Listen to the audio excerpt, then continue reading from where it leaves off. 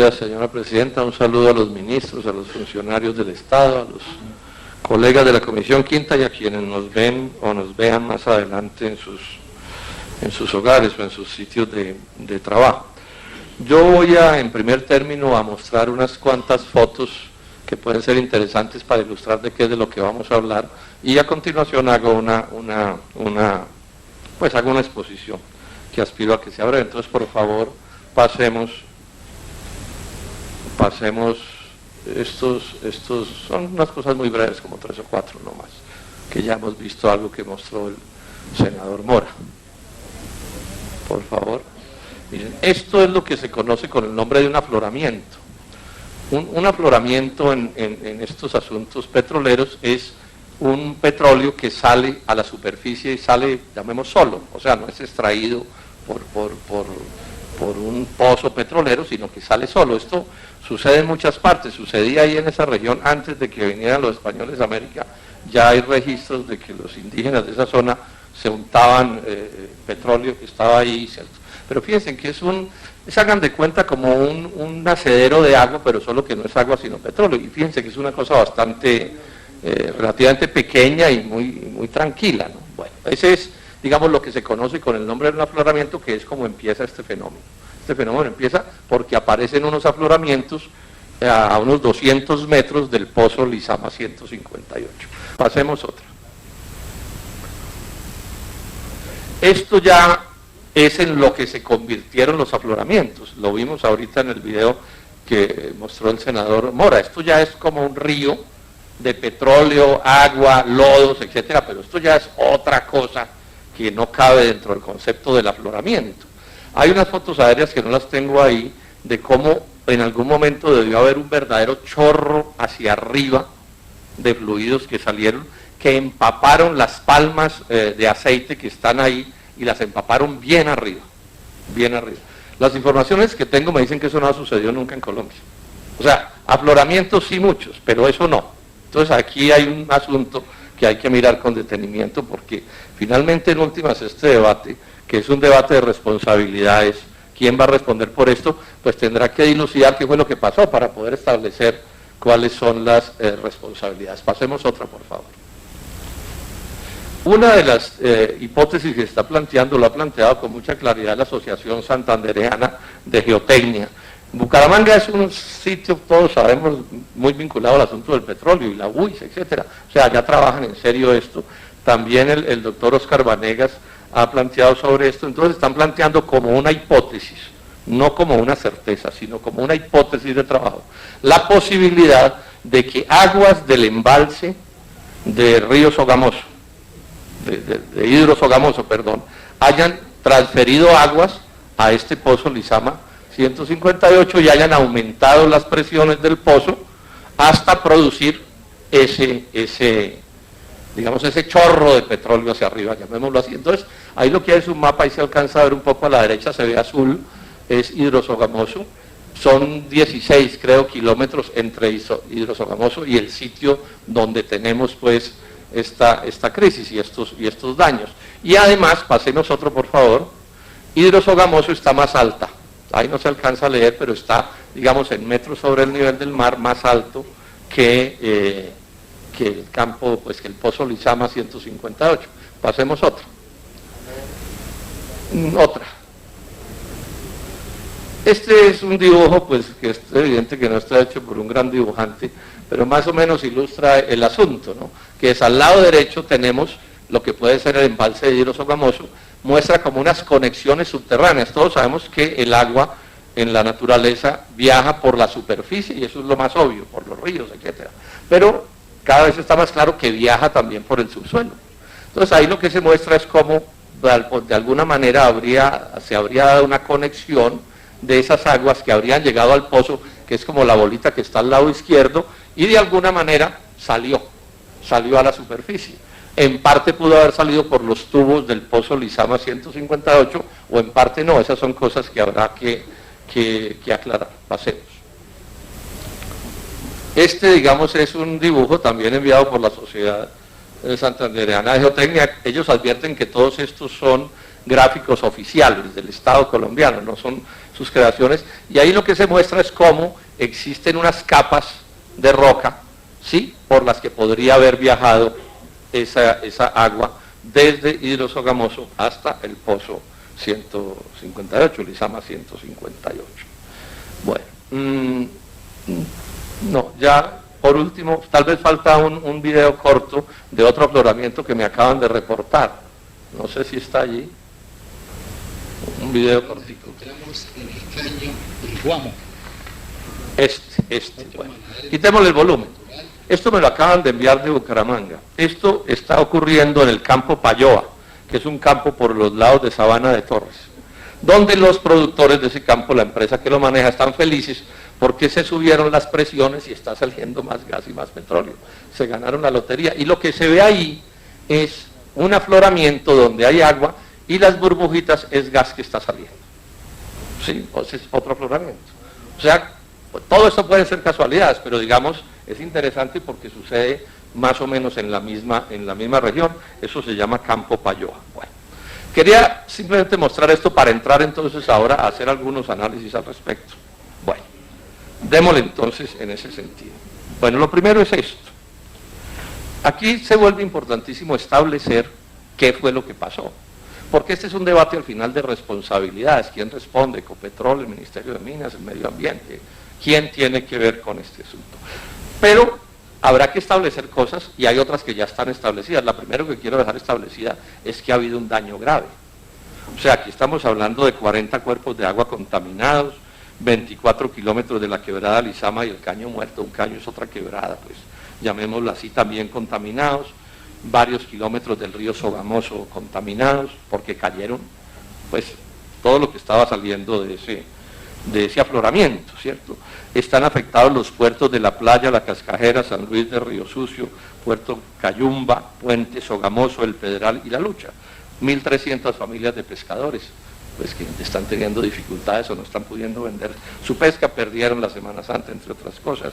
418 personas damnificadas, 2.400 animales muertos y 1.300 rescatados. Se ha hecho un esfuerzo por salvar pues parte de esa fauna afectada y más de 1.000 árboles de distintas especies afectados. O sea, ahí hay un daño grave. Esa es la primera cosa que quiero señalar. Y es obvio que la posición mía y de esta comisión tiene que ser la de señalar que el Estado colombiano tiene que responderles a sus compatriotas. Porque así no se sepa muy bien qué fue lo que pasó y ya veremos cuáles son las responsabilidades. Lo cierto es que no pueden ser los pescadores los que paguen los platos rotos porque ellos no tienen nada que ver con eso. Yo creo que es un primer anuncio que hoy el gobierno debería hacerle con toda claridad al país y a esos compatriotas, es decirles, vamos a responderles por lo que ha sucedido, a responderles de la mejor manera. Bueno, entonces el otro punto es, bueno, ¿y quién responde? ¿Sí? ¿Quién responde? Entonces, bueno, hay una cosa que es obvia. Ecopetrol tiene una responsabilidad, porque es que Ecopetrol es el operador de ese pozo, Lizama 158, o sea que ahí hay una responsabilidad. Y las responsabilidades tienen que ser técnicas, o sea, cuál fue la causa del derrame, cómo se manejó el derrame, cuáles medidas de mitigación se tomaron. Hay un conjunto de responsabilidades que hay que mirar con qué juicio y con qué acierto las atendió Ecopetrol. Responsabilidades de flora, de fauna, ya lo dije, sociales, legales incluso. Hay que establecer responsabilidades legales. Entonces decía, la primera responsabilidad sin duda, habrá que precisar en qué términos, le cae a Ecopetrol, porque era el operador del pozo. Entonces el primero que tiene que salir ahí a dar explicaciones es Ecopetrol. Le toca a mi juicio dar explicaciones, primero sobre por qué pasó lo que pasó y hasta dónde ha debido advertir lo que pasó, o bueno, qué sucedió con eso. Pero además debe dar explicaciones de cómo, ya ante el hecho creado de ese derrame, de ese chorro de petróleo que salió, cómo actuó para, digamos, volver a controlar lo que estaba pasando. Y en tercer término, también tiene que explicarnos qué hizo, digamos, en los cuerpos de agua afectados, lo que hemos visto en la televisión, cómo recogieron el petróleo, lo recogieron bien, etcétera, etcétera. Este es un asunto que Ecopetrol tiene unas responsabilidades allí. Sin embargo, también hay que mirar esto, qué otras responsabilidades oficiales puede haber. sea, el Ministerio de Ambiente no tiene responsabilidades, el Ministerio de Minas, la ANLA, la Agencia Nacional de Hidrocarburos, y hay cosas que hay que mirar, no solo micros. Yo planteo desde ya un tema que se debe trabajar, ¿no? Es decir, hasta dónde la política oficial de Ecopetrol, que no la fija Ecopetrol, sino que la fija el gobierno nacional a través del Ministerio de Hacienda y el Ministro de Minas, está causando un estrés financiero y técnico en Ecopetrol porque la están ordeñando en exceso. O sea, las capacidades de una empresa cualquiera para disminuir riesgos y para atender bien catástrofes tienen que ver con qué tantos recursos le esté destinando a esto. Y si a Ecopetrol la ordeñan en exceso, que ha sucedido históricamente en Colombia, pues probablemente esto va a reventar porque disminuya la capacidad de Ecopetrol para hacer la explotación en las condiciones de vida. No por incapacidad de los propios funcionarios de Ecopetrol, sino por las condiciones que le impone el gobierno nacional. Entonces, por ejemplo, aquí tengo este dato. 2017, utilidades netas de Ecopetrol, 6,62 billones. Una suma importante.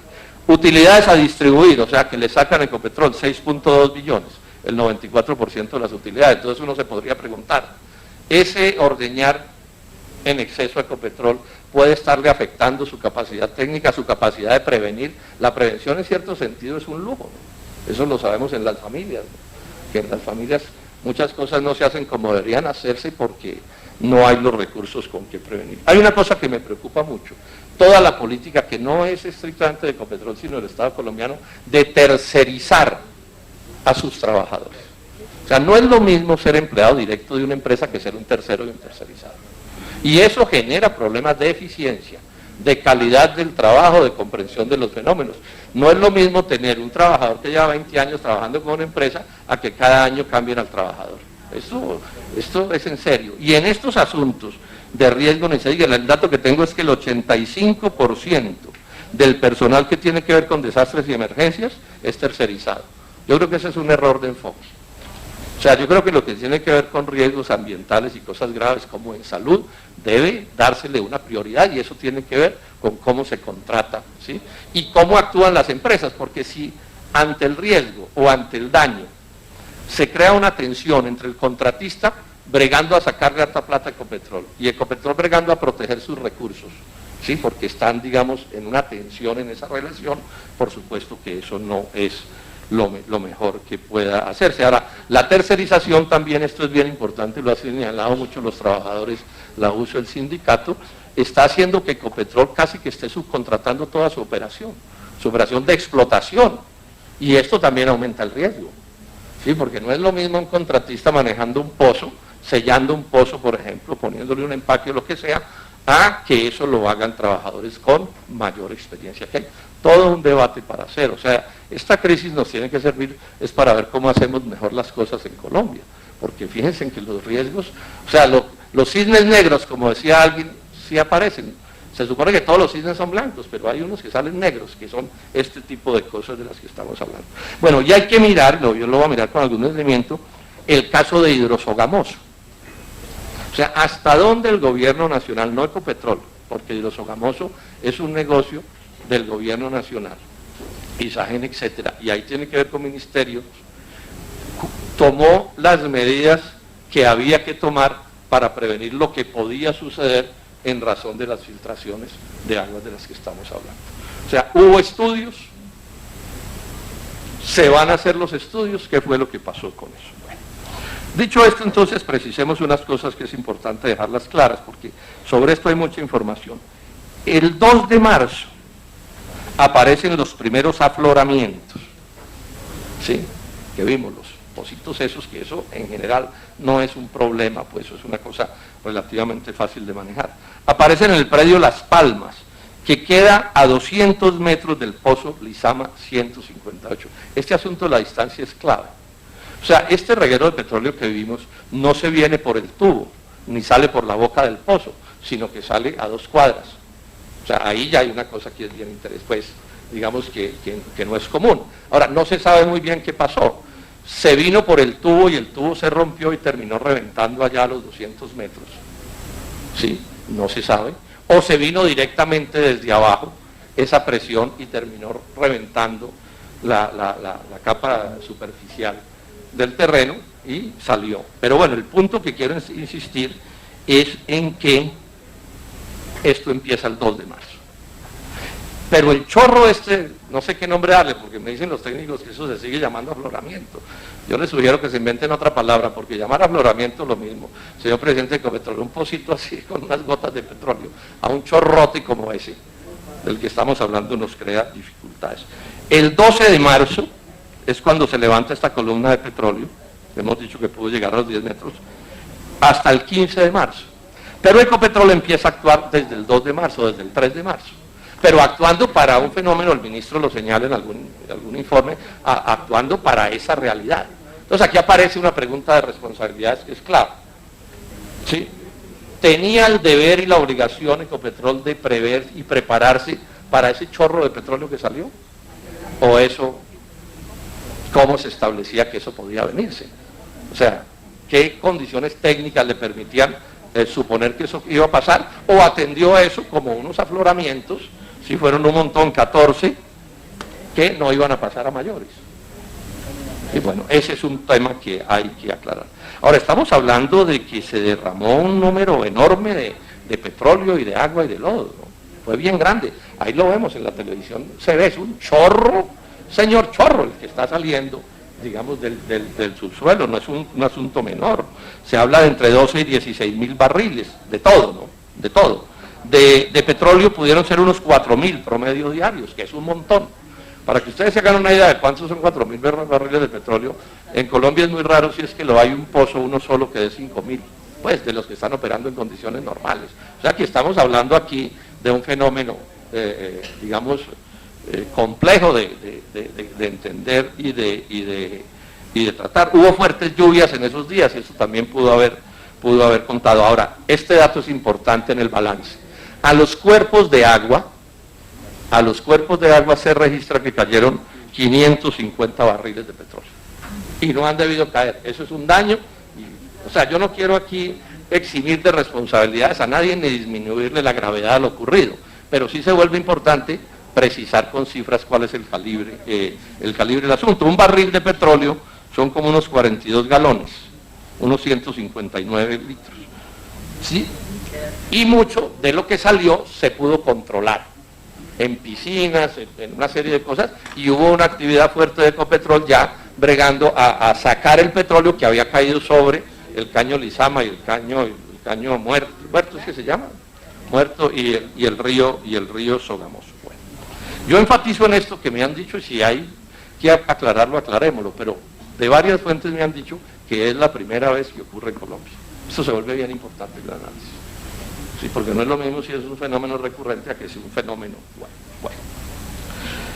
Ecopetrol y el derrame. Aquí hay una cosa que se vuelve importante señalar, porque estamos haciendo un juicio de responsabilidades y yo soy de los que creo que aquí hay que hacer responsabilidades en serio. Y siempre he defendido la idea de que si errores del Estado son errores graves, pueden o deben costar cabezas incluso, renuncias. Porque si las cosas no se hacen como deben hacerse, así no sea ilegal lo que haga el funcionario, alguna responsabilidad tiene que tener. Yo a eso no le disminuyo un milímetro, pero también estoy diciendo esto. Me tomé el trabajo de investigar, bueno, ¿qué tan comunes son los derrames en este asunto?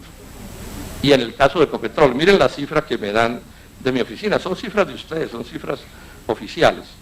Me hablan de que entre el 2004 y el 2018 se derramaron en Ecopetrol, solo Ecopetrol, acuérdense que Ecopetrol no es la única empresa que explota petróleo, 621.000 barriles, eso es una cantidad inmensa, pero ojo, es en 14 años. Entonces cuando uno ya lleva esto a barriles por día, estamos hablando de 122 barriles por día, es la cifra que me están dando de mi oficina. Y en Colombia se pueden haber estado exportando en los últimos años 800.000, 900.000, hasta 1 millón de barriles por día. O sea que digamos que la verdad sea dicha no es tanto. Pues, debía ser cero, ¿no? Estoy de acuerdo con eso, debería ser cero, pero bueno, esta es la realidad a los que estamos asistiendo. Y ojo, el 86% de esos barriles que se han regado en Colombia ha sido por obra de terceros, principalmente los atentados a los oleoductos. Eso ha sido un drama. de este país. No sé cuántos atentados van, pero el 86% son obra de terceros, o robos, por ejemplo, que también pueden reventar los oleoductos, sí, válvulas, ese tipo de cosas. Bueno. Y entonces también, por información oficial, miramos otra cosa, que es interesante comparar a Ecopetrol con los privados que actúan en el negocio, cómo les va a ellos con los derrames. No están todas las cifras que quisiéramos, porque antes hablé de barriles y ahora voy a hablar de incidentes. Entonces, miren ustedes este asunto que es interesante. En el total nacional, el 42% de los incidentes que tienen que ver con derramos son por terceros. ¿Sí? Pero para Ecopetrol son el 63%. De aquí uno puede deducir que les va peor a los privados que a Ecopetrol. Esa es la deducción que sale de estas cifras que acabo de darles. Y es interesante que lo miren por algo que voy a decir al final. O sea, yo insisto en esto, aquí tienen que responder los que tengan que responder, pero hay que hacer esfuerzos porque miremos esto con la mayor objetividad, porque si no, no vamos a ser capaces de encontrar las soluciones que haya que encontrarle a este tipo de cosas. Bueno, ¿cuáles serían las causas ambientales del derrame? O sea, ¿por qué se regó toda esa cantidad de petróleo que se regó? ¿Sí? Insistamos entonces en esta primera idea. Estamos hablando de un pozo que se llama Lizama 158, que está localizado en un sitio determinado, y es ese pozo vinculado a unos afloramientos que se hacen a 200 metros. Bueno, ese es un pozo que se explotó entre el 2006 y el 2008, primero exploratorio y después ya en explotación, y en el 2015 se tomó la decisión de cerrarlo. ¿Por qué se tomó la decisión de cerrarlo? Esto es técnicamente muy importante, porque siendo un pozo que alcanzó a producir unos 3.000 barriles al día, ¿sí? Entre el 2006 y el 2007, o sea, una producción más o menos buena. Cuando se toma la determinación de no explotarlo más, está en 80 barriles. En 80 barriles, o sea, el pozo pues había perdido la gracia. Ahora, aquí hay una cosa que es importante. Uno en estas cosas termina aprendiendo, y eso es parte del gusto de estar en este oficio, es que uno tiene que aprender cosas nuevas, ¿no? Y es una cosa que los colombianos ignoran, o muchos, o yo lo ignoraba. Los pozos de petróleo no se acaban porque se acaba el petróleo. Se acaba es porque se acaba la presión que saca el petróleo. O sea, es bien difícil encontrar un pozo de petróleo al que se le pueda sacar más del 30 o el 40%, porque se vuelve tan costoso inyectarle agua o hacer cosas de recobro mejorado, que es mejor dejar el petróleo ahí. De pronto dentro de 20 o 50 años, con nuevas tecnologías se puede hacer una cosa diferente. Entonces, cuando este pozo deciden no explotarlo más, está sin presión, pues o está muy mal de presión, o es muy poquita lo que tiene, apenas estaba dando 80 barriles. Esto se vuelve clave, ¿por qué? Porque aquí la discusión es de dónde salió la presión que tiró el chorro. El chorro es inmenso, ese es el debate, de dónde salió esa presión. Ahora, hay un informe de la Contraloría que le reclama a Ecopetrol por hechos sucedidos ahí en esa zona. Pero tengamos en cuenta que ahí hay dos cosas distintas, el pozo Lizama 158 y un yacimiento que se llama Lizama también, que no son la misma cosa. Entonces la Contraloría se queja y dice, no me hicieron caso en unas cosas, yo voy a resumir, en unas cosas que yo dije que había que hacer. El presidente de Ecopetrol ha dicho, y ahora pues nos confirmará eso, que ese reclamo de la Contraloría por digamos, manejos inadecuados de Ecopetrol no tuvo que ver con Lizama 158, sino que tuvo que ver con otros pozos. Que eso lo hayan hecho mal en Ecopetrol o no lo hayan hecho bien, no los exime de responsabilidad, y tendrán que responder por qué no le hicieron caso a la Contraloría, si es que no le hicieron caso a la Contraloría. Pero se vuelve importante separar una cosa de la otra, para poder establecer de verdad, aquí de lo que se trata, este es el esfuerzo más complicado en esto, es cuáles son los hechos. Y después vienen las interpretaciones. Alguien decía, uno tiene derecho a tener su propia interpretación, pero lo que no puede tener derecho es a sus propios hechos. ¿Sí? O sea, aquí la temperatura, yo no sé cuánto será, 20 grados, bueno, ese es el hecho. Ahora, podemos discutir entre nosotros si está muy frío o está muy caliente. Bueno, y esa es la interpretación. Pero no puede ser que el senador Sierra cargue un termómetro que marca distinto al mío y el ministro otro distinto, porque así no se pueden entender ni se pueden debatir los temas. Entonces, repito, ese pozo 158, al decir del presidente de Ecopetrol, no estaba en el reporte de la Contraloría. Cosa que, repito, no le quita importancia al reporte de la Contraloría. Bueno, me dicen los especialistas con los que nos hemos asesorado, yo les cuento que el jefe de mi oficina le tocó irse pues para Lizama el Viernes Santo a intentar aclarar pues qué era lo que estaba, pasando, y dicen que es que aquí no trabajamos. Bueno, la verdad es que aquí se trabaja más de lo que mucha gente piensa. Bueno, entonces hay varias posibilidades. Una, un fenómeno de corrosión en el tubo por donde salía el petróleo del Lizama 158. Eso puede haber pasado y eso pues habrá que analizarlo, ¿sí? Pero eso no nos resuelve el problema de la presión. Sí, porque si no hay presión el tubo puede estar dañado y no tiene cómo salir. Otra posibilidad, que ese tubo se haya cizallado, no se haya roto no por corrosión, sino por algún tipo de movimiento de la corteza que lo fracturó. Y bueno, eso puede estar también como parte del fenómeno.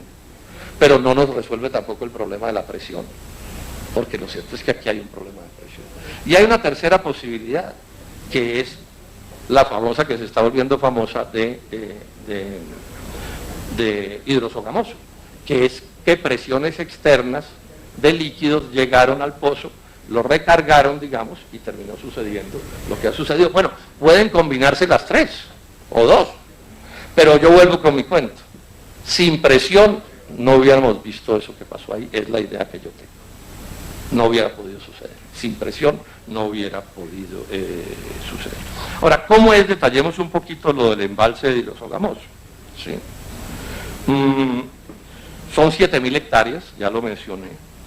Almacena unos 4.800 millones de metros cúbicos de agua. Está relativamente cerca del Lizama 158, a 16 kilómetros, y es más alto.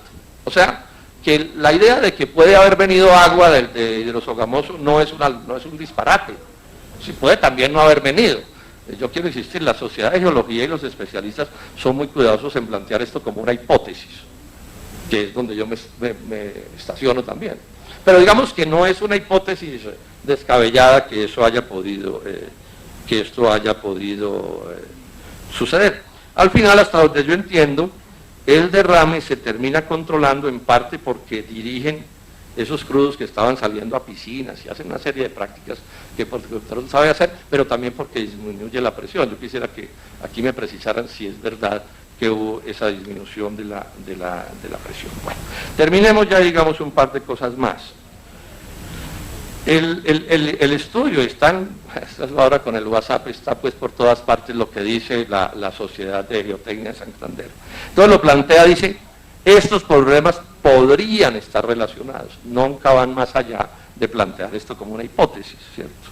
Señalan que es probable que debido a las mayores presiones hidrostáticas generadas por hidrosogamoso se estén modificando las condiciones hidrogeológicas al oeste de la represa, generando presiones dinámicas. Existe pues en las aguas subterráneas, ¿cierto? Existe la posibilidad de que se estén transmitiendo sobrepresiones hidrodinámicas subterráneas al oeste del embalse. Estos factores pueden estar relacionados con el aumento de la presión del Lizama 158. De acuerdo con esta hipótesis, es probable que se presenten nuevos eventos, esto es muy importante, de sobrepresión en pozos cercanos.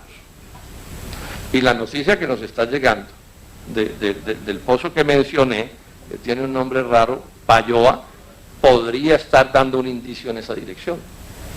Sí, es que estén llegando estas presiones por otros lados. Y al final pienso yo que es de lo más importante que hacer una propuesta.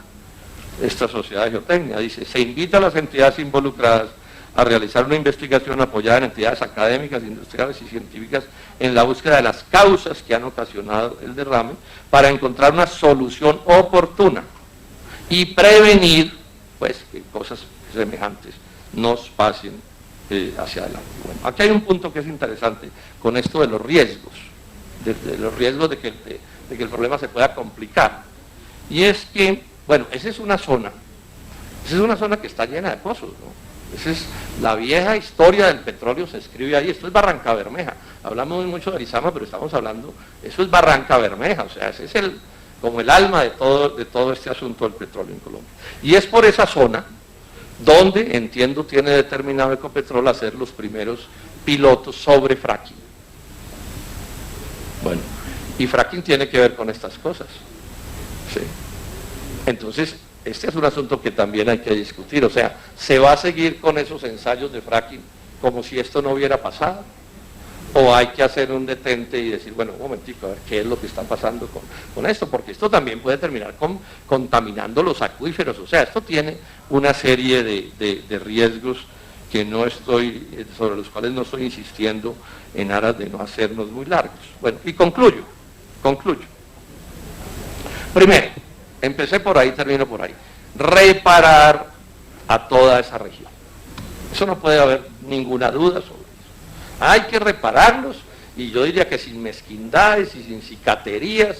El Estado tiene que ponerle la cara. Ese negocio del petróleo es un super negocio, le genera al Estado colombiano sumas enormes. Entonces lo menos es que ante la desgracia que esto le ha significado a un montón de gente, los traten con generosidad, con amabilidad. El otro aspecto es este. Primero, establecer las causas de un afloramiento tan grande. Quiero enfatizar que esto no es normal, salvo que pues se tenga una opinión en contra que pueda demostrar que eso sí es normal. Ahora, las causas, las propias del pozo. O sea, puede haber errores en el tratamiento del pozo, y esas le caben exclusivamente a Ecopetrol, porque si Ecopetrol no puso el tubo que era y no sé qué dice más, bueno, pues ¿a quién más responsabilizamos de eso? Pero también puede haber causas ajenas al pozo mismo, que son, por ejemplo, las de hidrosogamoso. Y entonces ahí las responsabilidades se amplían, y yo en estos ministros quiero ser muy enfático, al ministro de Ambiente y al ministro de Minas. O sea, cuando se decidió construir hidrosogamoso, y yo no soy de los que me opongo a calles hidroeléctricas, esa no es mi posición. Yo creo que esas son cosas que si se hacen bien son beneficiosas para el país. Estamos hablando de energías ya limpias, etcétera, etcétera. Pero había el deber, pienso yo, de haber hecho estudios cuidadosos de cómo hidrosogamoso iba a afectar, bueno, el entorno. ¿Y qué iba a pasar? Porque ya en esos días se sabía, esto no es tan viejo lo de hidrosogamoso, la inauguraron creo que hace 5 años. ¿Sí? ¿Cómo podía afectar hidrosogamoso? Nada menos que a la principal o una de las principales cuencas petroleras de Colombia. Estas son palabras mayores. Y entonces ahí el Ministerio de Minas y el Ministerio de Ambiente nos tienen que decir, bueno, ¿dónde estaban? Probablemente Ecopetrol también tenga que decirnos si le puso el ojo a eso, pero finalmente esas decisiones son del Ministerio. O sea, una cosa es electricidad y otra cosa es petróleo en el ordenamiento jurídico colombiano. Bueno, esa es, digamos, la primera cosa que hay que hacer esfuerzos por establecer con toda precisión. Si no están los estudios, criticar que no haya, pero también señalar que hay que hacerlos, porque ¿qué más se hace? Si ya está armado el lío, entonces hay que aclarar qué se hace y cuáles son las soluciones. Yo creo que puede haber soluciones, yo en esto no quiero ser tremendista, que es cosa de entender el fenómeno bien entendido y ver cómo se manejan presiones y este tipo de cosas. Yo no lo veo como imposible de resolver, pero hay que resolverlo y no hay que dejar eso pues a que siga pasando lo que pase. El segundo aspecto es lo que tiene que ver con el manejo de la emergencia misma. El manejo de la emergencia misma, y esto le cae todo a Ecopetrol. O sea, Ecopetrol sí funcionó con la diligencia debida o no cuando aparecieron los primeros afloramientos el 2 de marzo. ¿Tenía el deber de haber supuesto que se venía el gran chorro? ¿O no tenía el deber? Bueno, ¿cómo era el asunto? Y el otro asunto del que Ecopetrol tampoco puede escaparse. Actuó bien en la mitigación del daño, recogieron el petróleo de manera diligente, han atendido los reclamos de las comunidades. Hay reclamos de las comunidades. La gente mía que estuvo en la zona dice que hay quejas de las comunidades en el sentido en que no los están atendiendo como deben atenderse. Y tercero, ya lo mencioné, pero lo voy a enfatizar y voy a terminar, el papel de hidrosogamoso. Ya lo dije, pero lo repito. ¿Hubo estudios de hidrodinámica o no los hubo? Un proyecto de ese tamaño, yo creo que no puede escatimar unos centavos en estudios. Tiene el deber de asumir eso con toda seriedad y gastarse lo que haya que gastarse en estudios. Lo mismo hay que decir de Ecopetrol. O sea, aquí no, o sea, la idea de que, bueno, que las cosas le den plata al Estado o a la empresa privada, pero muy malo que se disminuyan los riesgos, esa es una teoría inaceptable. O sea, los negocios, sean públicos o privados, deben dar para reducir el riesgo en relación con la comunidad, porque no puede ser que solo le mamen, digamos, a la actividad y no atiendan la comunidad con la seriedad que debe atenderse. Yo pienso entonces, ayer con Yamina Mader con cierta razón me decía, bueno, pero senador, es probable que mañana no se logre aclarar todo lo que, sí, es probable que no se logre aclarar todo. Entonces yo de entrada diría que hay que ir pensando en otro debate. Sí, y casi que la pregunta es a los ministros y al presidente de Ecopetrol, bueno, ¿para cuándo? O sea, si no hay la información suficiente, porque puede no haberla, ¿para cuándo estamos pensando hacerle otro debate? Pero yo creo que la Comisión Quinta, senadores, colegas de la Comisión Quinta, tenemos que poner los ojos sobre esto y hacerle el seguimiento que haya que hacerle a esto hasta que aclaremos qué fue lo que pasó. Por último es esto, y esto me tiene a mí preocupado. Ustedes saben que yo he hecho varios debates de críticas a Ecopetrol, Reficar, para poner un caso otra vez de un negocio chimbo, como se dice, que hicieron de unos contratos a futuros, etcétera. Yo en esto, digamos, yo he defendido siempre la idea de Ecopetrol como una empresa del Estado, que hay que proteger, que hay que defender, etcétera. Pero también cuando tengo que señalar que las cosas no se hacen bien, pues hay que decirlo y tienen que, o sea, necesitamos que esa empresa funcione de la mejor manera. Y veo que buena parte de la crítica es una crítica, digamos, de buena fe, que gente con todo derecho dice, no, hay, es el colmo que se riegue ese petróleo y que le pase a la gente lo que le pasó. Y en eso, repito, hay que ser serios en el asunto. Pero también siento críticas que yo consideraría de mala fe. Porque es que no se nos olvide un poquito la historia patria. Se lo digo a todos los colombianos. O sea, Ecopetrol se crea por una lucha inmensa de los colombianos para convertir una transnacional petrolera en Ecopetrol. Eso fue una lucha histórica en este país, allá en Barranca Bermeja. En eso estuvo hasta Jorge Eliezer Gaitán. Y desde que se creó Ecopetrol, hay poderes extranjeros de transnacionales que quisieran volver a las cosas antes de 1950, que creo que es la fecha de la creación de Ecopetrol. Y siento que aquí hay críticas de mala leche. Alguien me contaba en estos días que lo llamó un ingeniero de una transnacional a echarle el cuento, ¿sí ven? No, eso es que acabar con Ecopetrol. ¿Sí? ¿Para qué? Si todos lo hacen mal, nosotros lo hacemos mejor. ¿Qué tal? Tan caritativo. Bueno, este es un debate que hay que desarrollar con toda seriedad. O sea, yo estoy haciendo este debate con una idea que le aprendió un obispo. Si el cura párroco no funciona, lo que hay que hacer es cambiar al cura párroco y no quemar la parroquia. Entonces, si aquí hay responsabilidades graves de Ecopetrol, e incluso si hay que cortar cabezas, que se corten las cabezas, pero sobre la base de seguir defendiendo la idea de que tenemos una empresa de una inmensa importancia. Esta es de lejos, la primera empresa de Colombia, pero de lejos. O sea, los recursos que Ecopetrol, yo les doy este dato, entre el 2008 y el 2017, las transferencias de todo orden de Ecopetrol a Colombia valieron 210 billones de pesos. O sea, utilidades, impuestos, transferencias, regalías, todo. O sea, estamos hablando de 21 billones de pesos al año. Entonces aquí, cualquier responsabilidad que caiga sobre Ecopetrol se tiene que, y cualquier crítica se tiene que inspirar en la idea de que hay que tratar la enfermedad para salvar al paciente y no para matarlo. Porque aquí los poderes son grandes. Y hay gente que se desespera con las cosas, y yo soy de los que creo en el medio ambiente y he luchado eso, pero estas cosas hay que mirarlas continuo. O sea, la crisis petrolera colombiana no es infinitamente más grave porque teníamos a Ecopetrol. Si no hubiéramos tenido Ecopetrol, estas cosas serían muchísimo más graves. Entonces, quiero terminar haciendo un llamado en este sentido.